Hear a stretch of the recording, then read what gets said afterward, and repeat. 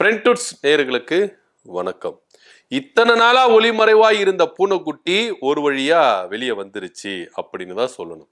கரூர் சம்பவ வழக்க சிபிஐ விசாரிக்கணும் அப்படின்னு தாவேக்காவுக்கு ஆதரவா உச்சநீதிமன்றத்துல இருந்து தீர்ப்பு வந்திருக்கு, இடைக்கால தீர்ப்பு.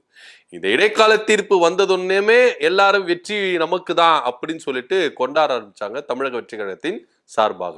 இத்தனை நாள் தலைமறைவா இருந்த புசி ஆனந்தும் சரி, நிர்மல்குமார் அவர்களும் சரி, ரெண்டு பேரும் என்ன பண்ணாங்க, தலைமறைவா இருந்தாங்க. இந்த தீர்ப்பு வந்த உடனே விஜய் வீட்டுக்கு படையெடுக்க ஆரம்பிச்சிருக்காங்க. இப்போ எப்போதும் போல விஜய் அவர்களை போய் சந்திக்கிறதும் வெளியே வருதும் அது போல நிகழ்வுகள் நடந்து கொண்டே இருக்கு. இத்தனை நாளா அப்படி நடக்கவே இல்லை. விஜய் வீடு வெறிச்சோடியா இருந்தது, பனையூர் ஆபீஸ் வெறிச்சோடியா இருந்தது. இன்னைக்கு விஜய் வீட்டுக்கு போக்கும் வருத்தமா இருக்கிறாங்க புசி ஆனந்த், ஆதவ் அர்ஜுனா, நிர்மல்குமார், அருண்ராஜ் போன்றவங்க எல்லாருமே பழையபடி இப்போ ஃபார்முக்கு வந்துட்டார் விஜய் அப்படின்னு தான் சொல்ல போனோம்.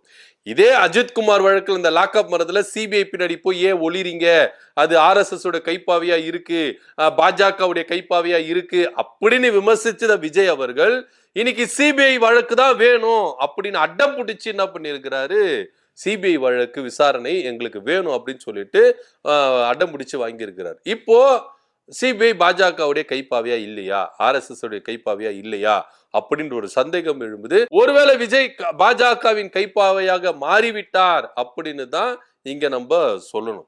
இப்படியா இருக்கும் பொழுது இப்ப விஜய் அடுத்த கட்ட நகர்வுகளுக்கு முன் வந்துட்டார். என்ன அப்படின்னு பாத்தீங்கன்னா, திரும்பவும் அதே கரூர்ல அதே வேலுச்சாமிபுரத்துல நான் வரேன் அப்படின்னு சொல்லிட்டு அனௌன்ஸ்மெண்ட் கொடுத்திருக்கிறாரு விஜய் அவர்கள். இதுக்கு புசி ஆனந்த் தலைமையில ஒரு 10 பேர் கொண்ட குழுவை அமைக்கிறேன் அப்படின்னு சொல்லியிருக்காரு. பாதிக்கப்பட்ட 41 பேரையும் ஒரு திருமண மண்டபத்துல கொண்டு வாங்க, அங்க நான் சந்திக்கிறேன் அப்படின்னு சொல்லியிருக்கிறார். இந்த உயிரிழந்த 41 பேர் குடும்பம் இருக்குல்ல, இவங்க எல்லாரையுமே விஜய் அவர்கள் சந்திச்சு அவங்க கிட்ட நலம் விசாரித்து அது மாத்திரம் இல்லாம உதவிகளை வழங்க போறேன் அப்படின்னு சொல்றாங்க. அப்ப மீதி கிட்டத்தட்ட 400 பேர் கிட்ட காயமடைந்திருக்கிறாங்களே, அவங்கள விஜய் என்ன பண்ண போறாரு, தனியா விட்டுற போறாரா? இந்த 41 பேர் மட்டும்தான் விஜய் அவர்களுக்கு கண்ணு தெரிதா அப்படின்னு ஒரு கலக குரல் எழும்பி இருக்கு. அது விஜய் அவர்கள் எப்படி ஃபேஸ் பண்ண போறாரு, கடந்து போக போறாரு அப்படின்றதெல்லாம் அப்பாற்பட்ட விஷயம். ஆனா இருந்தாலும் இப்ப விஜய் அவர்கள் அதிரடியான அறிவிப்பை கொடுத்திருக்கிறாரு. தீபாவளிக்கு முன்பாகவே இந்த சந்திப்பு நடந்துடணும் அப்படின்னு சொல்லியிருக்கிறாங்க. இறந்து போன 41 பேர் குடும்பத்தை நான் தனித்தனியா சந்திக்க போறேன் அப்படின்னு சொல்லியிருக்கிறாரு. அவங்களுக்கு நிவாரண நிதி கொடுக்க போறேன் அப்படின்னு சொல்லியிருக்கிறாரு. இப்போ என்னன்னா, புசி ஆனந்த் தலைமையில 10 பேர் கொண்ட குழுவை அமைச்சிருக்கிறாரு. இவங்களுக்கு என்ன வேலை அப்படின்னா, பாதிக்கப்பட்டாங்களா 41 பேர், அந்த குடும்பத்தினர் மாத்திரம் தான் வரணும். இப்போ உதாரணத்துக்கு ஒரு குடும்பத்துல ஒரு மகன் இறந்திருப்பாருன்னா, அவங்களுடைய அப்பா, அம்மா, அக்கா இருந்தா அக்கா, தங்கச்சி இருந்தா தங்கச்சி, தம்பி இருந்தா தம்பி, இப்படி அவங்க ஃபேமிலி மெம்பர்ஸ் மட்டும் தான் கலந்துக்கணும். இல்ல இவர் எங்க தாய் மாமன், இவங்க ஒண்ணு விட்டு சித்தி, இவர் ஒண்ணு விட்டு சித்தப்பா அப்படின்லாம் இல்லை. பாதிக்கப்பட்ட குடும்பம் மாத்திரமா, அந்த குடும்ப எண்ணிக்கை உறுப்பினர்கள் எத்தனை பேரோ அத்தனை பேர் மட்டும்தான் வரணும்.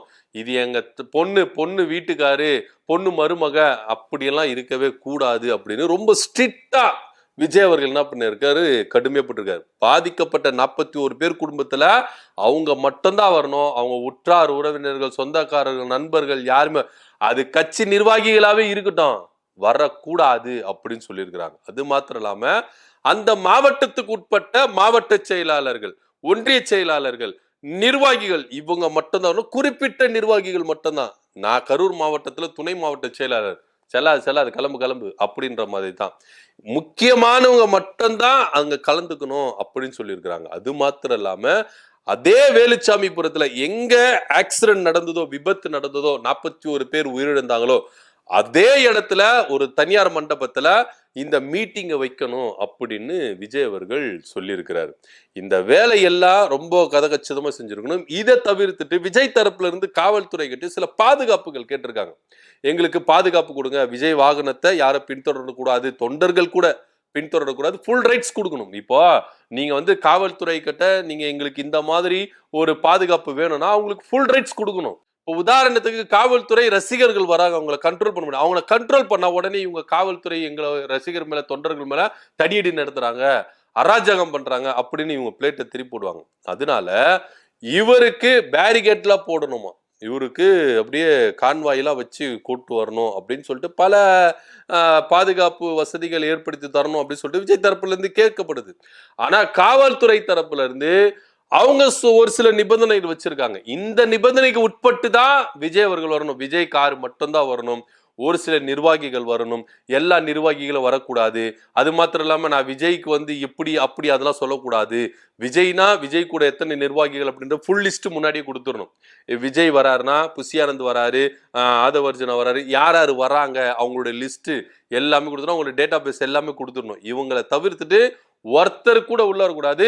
அந்த மண்டபத்தை சுற்றிலும் பாதுகாப்பு இருக்கு, கிட்டத்தட்ட 100 அடி கிட்ட பாதுகாப்பு இருக்கணும், யாருமே உள்ள நுழைஞ்சிடக்கூடாது, அத்துமீறி நுழைஞ்சிடக்கூடாது. இன்னொரு சம்பவம் அந்த மாதிரி அங்க நடந்துடக்கூடாது அப்படின்றதுல காவல்துறையில அரசும் ரொம்ப கவனமா இருக்கு. ஆனா இதுக்கு முழுக்க முழுக்க ஒத்துழைப்பு யார் தரணும்னா தமிழக வெற்றி கழகம் தான். முதல்ல விஜய் அவர்கள் அன்னைக்கு 41 பேர் உயிரிழந்தாங்க, என் மேல தப்பு இல்ல, என் கட்சிக்காரங்க மேல தப்பு இல்ல, என் நிர்வாகிகள் மேல தப்பு இல்ல அப்படின்னு வீடியோ போட்டு தெரிஞ்ச விஜய்க்கு திரும்பவும் ஒரு வீடியோ போடணும்.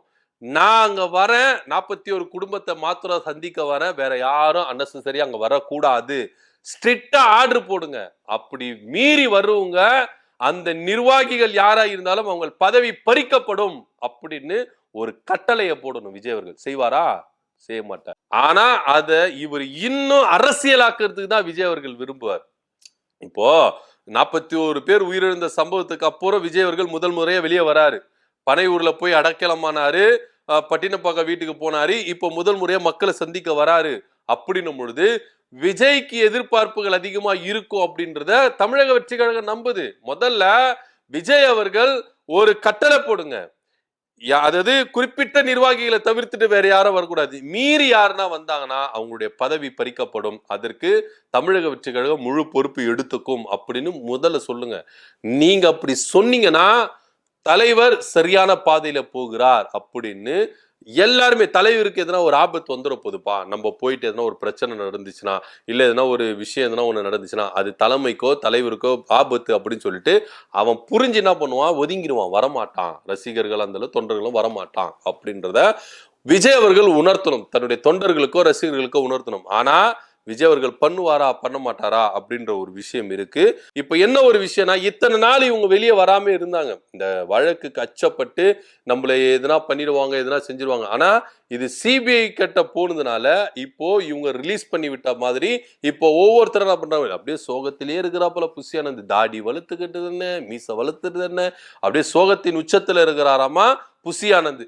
என்ன நடக்க போகுது அப்படின்னு தெரியல. இப்போ விஜய் அவர்கள் புதுசா ஒரு விஷயம் சொல்லி இருக்கிறாரு, 20 லட்சம் நிதி கொடுக்குறேன் அப்படின்னு சொன்னாரு. ஆனா இன்னொரு விஷயம் சொல்றாருன்னா, பாதிக்கப்பட்ட 41 குடும்பத்துக்கும் மாசம் 5000 ரூபாய் அனுப்புறேன், அதுவும் 20 வருஷத்துக்கு அப்படின்னு பாக்குறாரு. கூட்டி கழிச்சு பார்த்தா கூட ஒரு 10.5 லட்சமோ 10 லட்சம் கிட்ட தான் வருது. ஆனா விஜய் நிவாரண நிதியா கொடுக்கப்பட வேண்டிய தொகை எவ்வளவுனா 20 லட்சம் கொடுக்குறேன் அப்படின்னு அனௌன்ஸ்மெண்ட் பண்ணாரு. ஆனா இத ஒரேடியா 20 லட்சமா கொடுக்க போறாரா, இல்ல விஜய் அவர்கள் சொன்ன மாதிரி மாசம் 5000 ரூபாய் 20 வருஷத்துக்கு டிவைட் பண்ணி கொடுக்க போறாரா அப்படின்றது தெரியல. அப்படியே விஜய் அவர்கள் மாசம் 5000 ரூபாய் 20 வருஷத்துக்கு நான் கொடுக்குறேன் அப்படின்னு சொன்னாலும் 20 லட்சம் வரல அப்படின்றது தான் நிதர்சனமான உண்மையா இருக்கு. ஒருவேளை 20 லட்சமும் கொடுத்துட்டு மாசம் 5000 ரூபாய் கொடுக்க போறாரா அப்படின்னு தெரியல. அவர் இன்னும் டீட்டெயிலா சொல்லவே இல்லை, விளக்கமா சொல்லவே இல்லை. 20 லட்சம் தரேன் அப்படின்னு சொல்லிட்டு முன்னாடி சொன்னாரு. இப்ப என்ன சொல்றாருன்னா, மாசம் 5000 ரூபாய் 20 வருஷத்துக்கு தரேன், யார் இறந்தாங்களோ 41 குடும்பத்துக்கு தரேன், இது தவிர்த்துட்டு கல்வி சம்பந்தமா உங்களுக்கு உதவி இருந்தாலும் அது தமிழக வெற்றி கழகம் பொறுப்பெடுத்துக்கும் அப்படின்னு சொல்லி இருக்கிறாங்க. விஜய் அவர்களுடைய தாராள மனசுக்கு ரொம்ப நன்றி. ஆனா அந்த தொகை எப்படி கொடுக்க போறீங்க, 20 லட்சமா மொத்தமா கொடுத்துட்டு அதுக்கப்புறம் மாசம் 5000 கொடுக்க போறீங்களா, இல்ல நான் மாசம் 5000 ரூபாய் 20 வருஷத்துக்கு நான் கொடுக்க போறேன் அப்படின்னு விஜய் அவர்கள் விளக்கணும் அப்படின்ற ஒரு கேள்விதான் இருக்கு. இதை தவிர்த்துட்டு உயிரிழந்த 41 பேர் மட்டும்தான் உங்களுக்கு கண்ணு தெரியுதா, இதனால பாதிக்கப்பட்டு நாங்க இருக்கிறோமே எங்களை கண்ணு தெரியலையா அப்படின்னு மற்றவர்களும் குரல் கொடுக்க ஆரம்பிச்சிருக்கிறாங்க. விஜய் அவர்களுக்கு என்ன நடக்குது அப்படின்னு பொறுத்து இருந்து பார்க்கலாம். கரூர்ல நடந்த சம்பவம் அதே வேலுச்சாமிபுரத்துல உயிரிழந்த 41 பேர் குடும்பத்தையும் சந்திக்க போறதா விஜய் அவர்கள் அனௌன்ஸ்மெண்ட் பண்ணி இருக்கிறாரு. இதுக்காக புஷியானந்த் தலைமையில 10 பேர் கொண்ட குழுவை போட்டு எல்லா வேலையும் கரெக்டா செஞ்சு முடிக்கணும், பல நிபந்தனைகள் போட்டிருக்காரு. இதை பத்தி கருத்து என்ன அப்படின்றதுல கமெண்ட் பண்ணுங்க. நன்றி, வணக்கம்.